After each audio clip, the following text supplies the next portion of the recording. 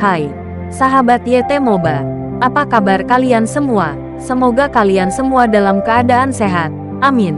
Sebelum melanjutkan ke ceritanya, jangan lupa tinggalkan like, komen, dan subscribe. Karena dengan like dan komentar kalian, yang semakin membuat admin semangat mengupload lanjutan ceritanya.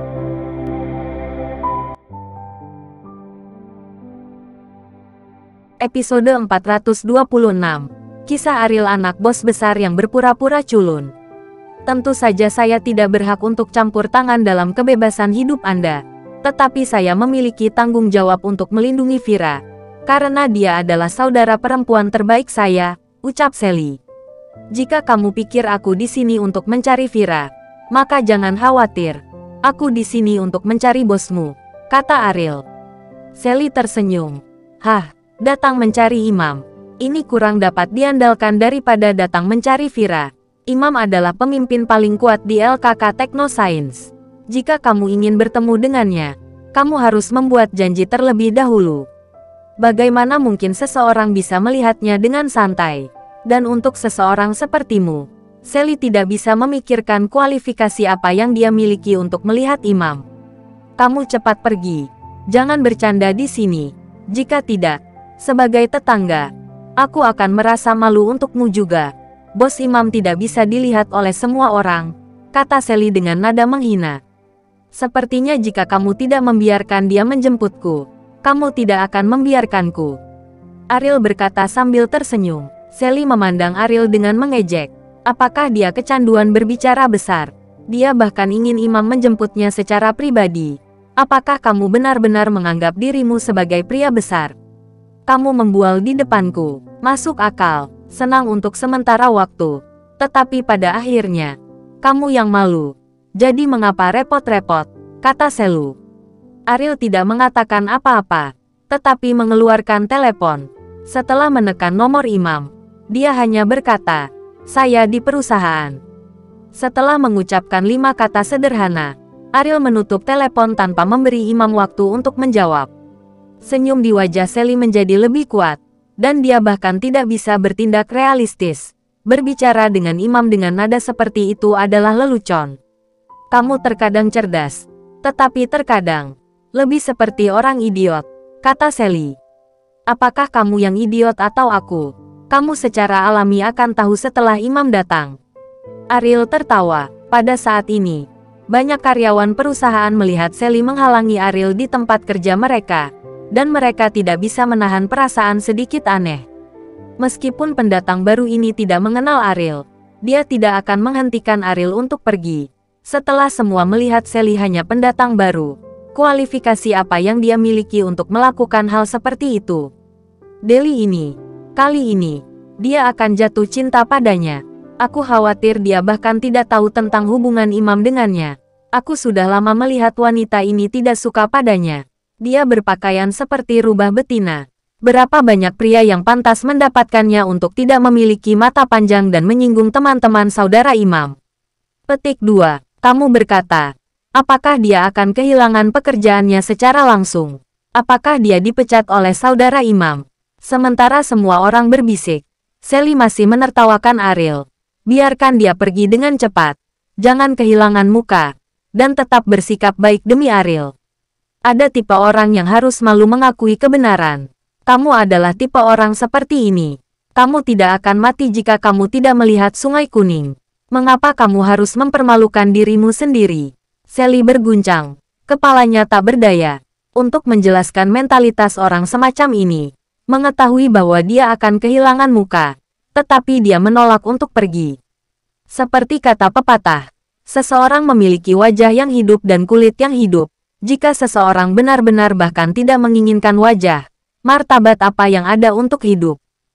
Di dunia Sally, wajah adalah hal yang sangat penting. Karena itu mewakili martabat. Tetapi dia tidak tahu bahwa wajah memang tidak berharga bagi yang kuat sebenarnya.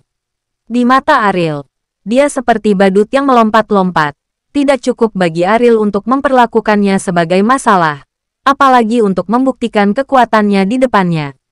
Ketika yang kuat perlu membuktikan kepada yang lemah, tidak diragukan lagi.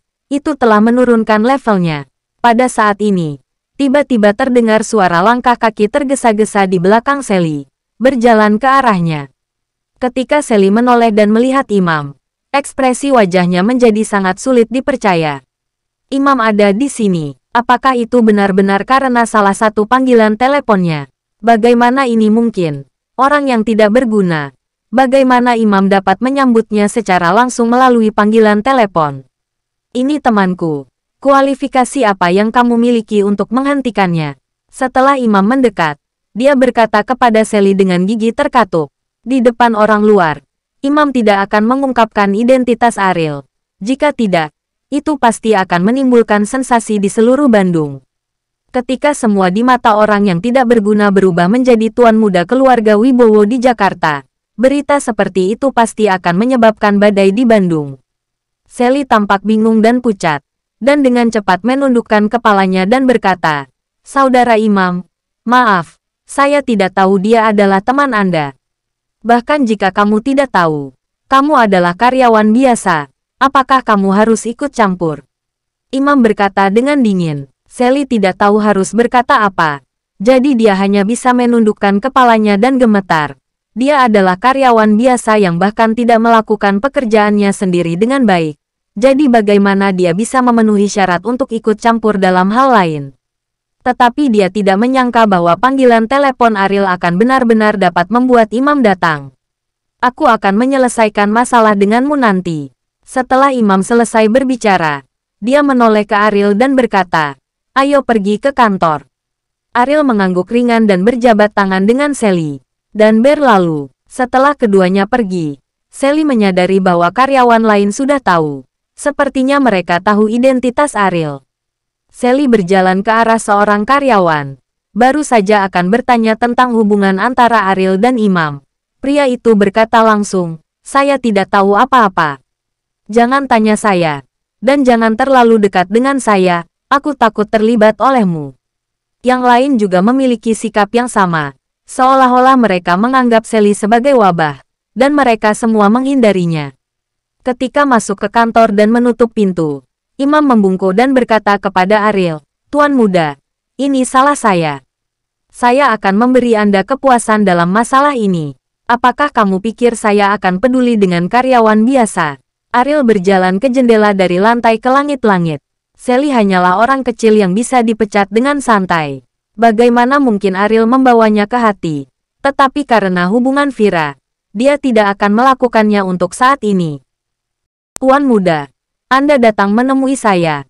Apakah Anda memiliki sesuatu untuk dipesan?" Imam bertanya. Masalah di desa agak aneh.